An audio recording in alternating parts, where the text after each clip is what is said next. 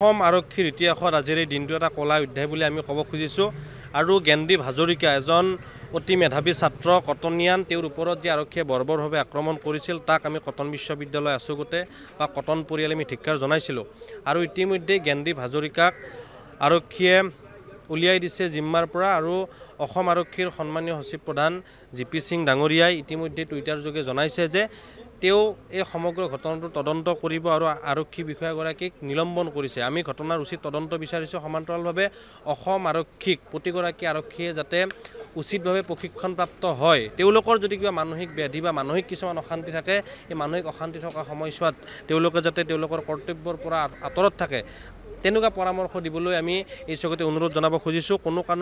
কোনো কাৰণতে ছাত্ৰ সমাজৰ সৈতে অসমবাসীৰ সৈতে যাতে অসম আৰক্ষীয়ে অন্যায় নকৰে, তাৰ প্ৰতি যেন দৃষ্টি নিক্ষেপ কৰে, তাৰ বাবে আমি সচিব প্ৰধানগৰাকীক একেলগে অনুৰোধ জনাব খুজিছোঁ। মুখ্যমন্ত্ৰী মহোদয়ে বিভিন্ন সময়ত কৈ আহিছে যে যিবোৰ সাধাৰণ লোক আছে আৰক্ষীৰ ব্যৱহাৰ ভাল কৰিব কৈছে।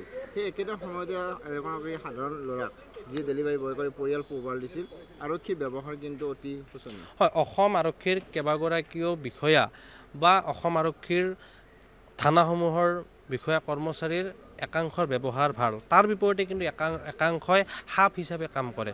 তেওঁলোকে প্ৰতিটো মুহূৰ্ততে একাংশ আৰক্ষী বিষয়াই প্ৰতিটো মুহূৰ্ততে অসমীয়া জনসাধাৰণক সাপৰ দৰে খুঁত মৰাৰ চেষ্টা কৰে। তেনেকুৱা আমি আজি এক ব্যৱহাৰ দেখা পালোঁ এজন পাণবজাৰ আৰক্ষী চকীৰ কৰ্মৰত এগৰাকী সন্মানীয় ভাৰপ্ৰাপ্ত আৰক্ষী বিষয়া, তেখেতে যি বৰ্বৰভাৱে এগৰাকী ছাত্ৰৰ ওপৰত আক্ৰমণ কৰিলে, ডেলিভাৰী বয়ৰ ওপৰত আক্ৰমণ কৰিলে, তাক লৈ আমি হতাশ হৈ পৰিছোঁ যে কেতিয়ানো আচলতে অসম আৰক্ষীয়ে বন্ধুত্বপূৰ্ণ সম্পৰ্ক জনসাধাৰণৰ সৈতে কৰিব, তাক লৈ আমাৰ প্ৰশ্ন জাগিছে। ইতিমধ্যে একাংশ আৰক্ষীয়ে নিশ্চিতকৈ জনসাধাৰণৰ সৈতে বন্ধুত্বপূৰ্ণ সম্পৰ্ক কৰিছে, তাৰ বিপৰীতে একাংশই কিন্তু যি গুণ্ডামী যিটো চেহেৰা, যিটো গুণ্ডামী ৰূপ, এই গুণ্ডামী ৰূপ তেওঁলোকে দেখুৱাবলৈ চেষ্টা কৰে আৰু তেওঁলোকে একোজন হিৰো হ'ব খোজে।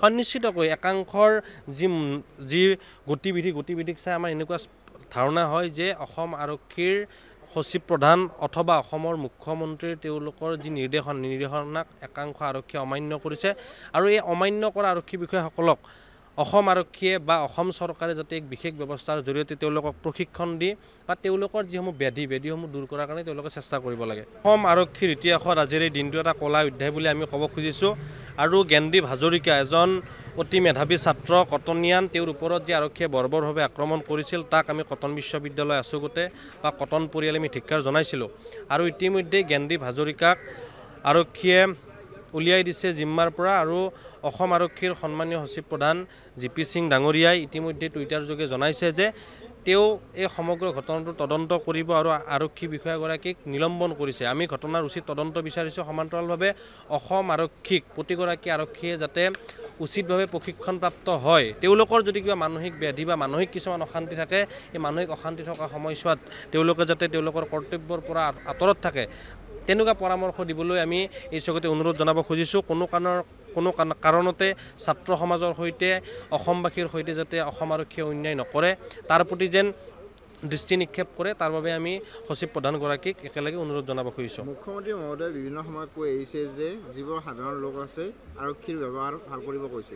সেই একেটা সময়তে এগৰাকী সাধাৰণ ল'ৰাক যি ডেলিভাৰী বয় কৰি পৰিয়াল পোহপাল দিছিল, আৰক্ষীৰ ব্যৱহাৰ কিন্তু অতি শোচনীয়। হয়, অসম আৰক্ষীৰ কেইবাগৰাকীও বিষয়া বা অসম আৰক্ষীৰ থানাসমূহৰ বিষয়া কৰ্মচাৰীৰ একাংশৰ ব্যৱহাৰ ভাল, তাৰ বিপৰীতে কিন্তু একাংশই সাপ হিচাপে কাম কৰে।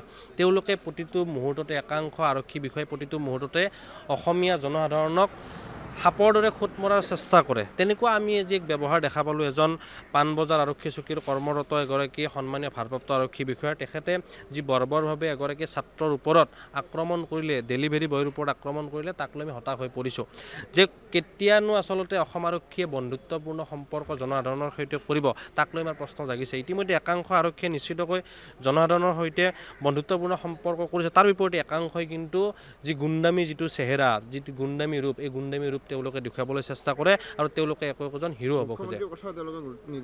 হয়, নিশ্চিতকৈ একাংশৰ যি গতিবিধিক চাই আমাৰ এনেকুৱা ধাৰণা হয় যে অসম আৰক্ষীৰ সচিব প্ৰধান অথবা অসমৰ মুখ্যমন্ত্ৰীৰ তেওঁলোকৰ যি নিৰ্দেশনাক একাংশ আৰক্ষীয়ে অমান্য কৰিছে আৰু এই অমান্য কৰা আৰক্ষী বিষয়াসকলক অসম আৰক্ষীয়ে বা অসম চৰকাৰে যাতে এক বিশেষ ব্যৱস্থাৰ জৰিয়তে তেওঁলোকক প্ৰশিক্ষণ দি বা তেওঁলোকৰ যিসমূহ ব্যাধিসমূহ দূৰ কৰাৰ কাৰণে তেওঁলোকে চেষ্টা কৰিব লাগে।